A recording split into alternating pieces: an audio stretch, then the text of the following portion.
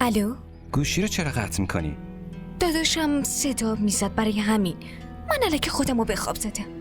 که اینطور پس داشتی یواشکی حرف میزدی. آره خب. نظرت چیه یواشکی همو ببینی؟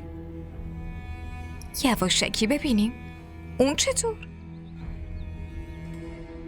همینطوری که داریم حرف میزنیم همینطوری ببینیم. حرف زدن فرق میکنه اما قرار. دختر تو دلت نمیخواد همو ببینی؟ دلم که میخواد اما همین دیگه، باید به حرف دلت گوش کنی.